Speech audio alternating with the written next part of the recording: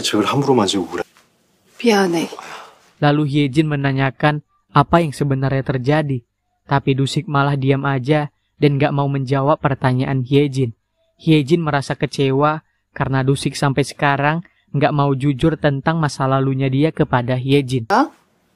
그 사진 속의 사람들 나는 다 보여줬잖아. 미안해. 왜 자꾸 내가 모르는 사람이 되려고 해? 똥반장이 누군지 모르겠어.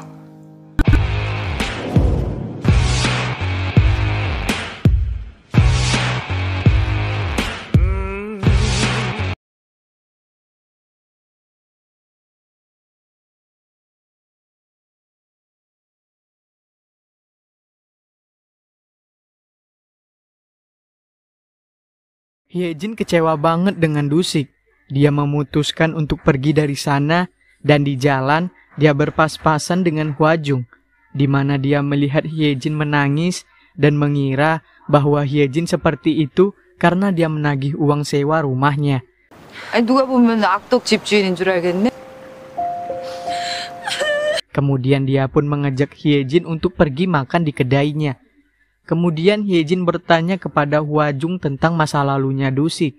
Tapi di sini Hwajung mengatakan bahwa dia tidak terlalu tahu tentang hal itu, begitu juga dengan seluruh warga Gongjin.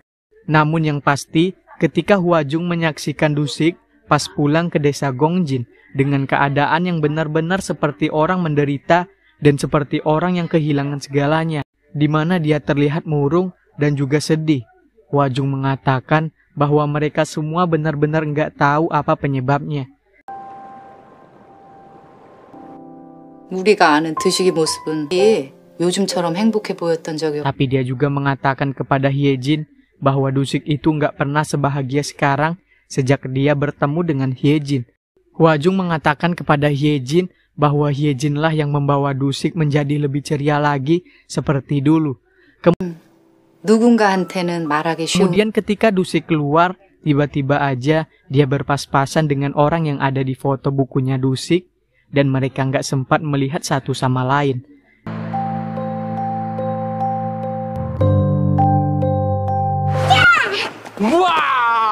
Dan ternyata ibu itu adalah saudaranya dari Sung Hyun. 그럼 너 다음에 육아 예능 한번 해라. Setelah itu, Dusik menelpon Hyejin dan mengajaknya untuk bertemu berdua.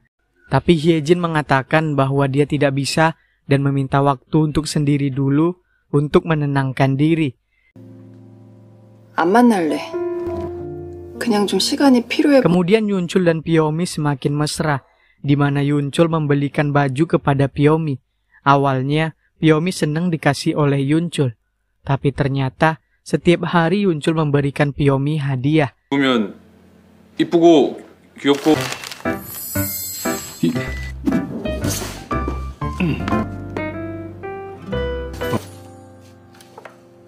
Lama-kelamaan, Pyomi jadi nggak enakan dan dia juga ngerasa terbebani.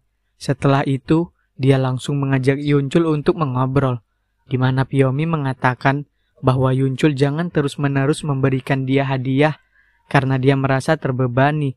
Dan untungnya, Yuncul pun mengerti maksud dari Pyomi. 진짜로 그 마음이면 충분히. 알겠습니다. 제가 자중하겠습니다. Yuncul pun mendapatkan telepon dari seseorang. Pyomi yang curiga dengan Yuncul pun menguping pembicaraan dari Yuncul. 걸리면 얼마나 위험한지 아시지 않습니까? 뒷돈 받아? 그래. 그 돈이 더 어디? Di mana dia mengira bahwa Yuncul menerima suap untuk membeli hadiah yang dikasih ke Pyomi. Di sini ibu guru bertemu dengan Yungkook, mantan suaminya Hwajung, di mana ibu guru berkata bahwa dia yakin Hwajung dan Yungkook masih saling mencintai, dan dia berharap Yungkook tidak kehilangan Hwajung untuk kedua kalinya, dan dia berharap Hwajung dan Yungkook bisa hidup bahagia. Malamnya Pyomi mengikuti Yuncul yang bertemu dengan seseorang, di mana dia terlihat mencurigakan karena terlihat bertransaksi dengan orang. Kemudian, karena Pyomi melihat Yuncul bertransaksi pistol dan dia langsung menghampiri Yuncul. Ternyata Pyomi salah paham, ternyata Yuncul bertransaksi pistol mainan karena dia suka mengoleksi pistol mainan dan dia juga menjualnya secara online.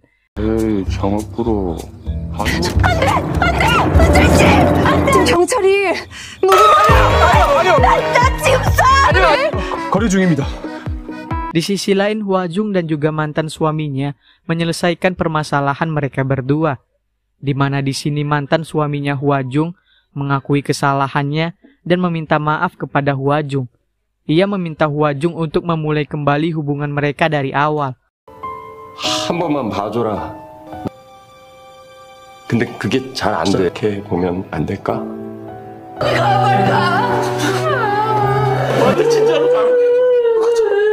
Setelah itu, diceritakan sedikit demi sedikit tentang masa lalunya Dusik, di mana orang yang berada di foto buku Dusik itu adalah seniornya Dusik, yang sudah dianggap sebagai abangnya sendiri, dan perempuan itu adalah istri dari seniornya, dan foto bayi itu adalah anak mereka.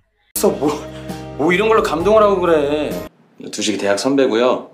Di mana awalnya mereka akrab dan menganggap Dusik sebagai adik mereka sendiri. Tapi ternyata hal itu tidak berlangsung lama, di mana seniornya Dusik itu ternyata mengalami sesuatu hal yang menyebabkan dia meninggal dunia. Ketika Dusik ke sana, tiba-tiba aja istri dari seniornya menyalahkan Dusik karena menyebabkan suaminya mengalami hal tersebut. Oleh karena itu, Dusik merasa bersalah dan dia juga semakin bersalah saat orang-orang yang dekat sama dia, orang-orang yang dia sayang, bahkan mengalami nasib-nasib yang tidak baik. 그치 자기야. 야, 이게 진짜 아니야. 야, 임마, 형 돈 많어.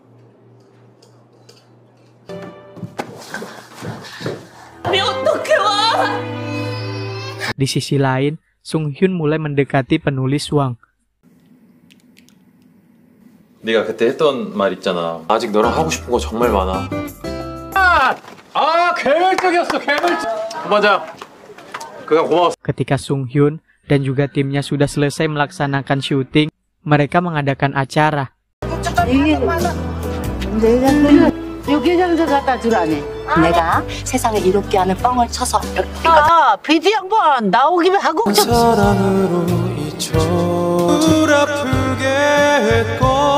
Di tengah-tengah acara, Dusik mengajak Hyejin untuk mengobrol berdua, di mana Dusik mengatakan kepada Hyejin bahwa dia sudah siap untuk menceritakan semuanya kepada Hyejin.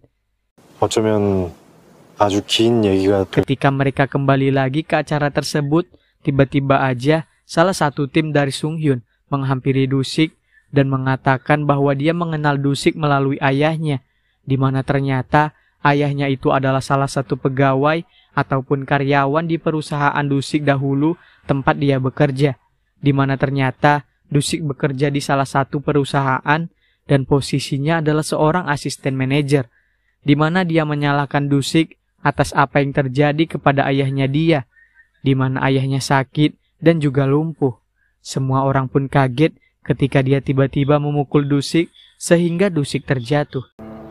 김기훈 씨 알아요? 좋은 아침입니다. 아, 안녕하세요, 아저씨. 좋은 아침. 아니에요? 아닌데 집 앞에 진짜 원프런 행사하는데 불편하시거든요. 하반신을 못 쓰시는데. 이 개새끼야!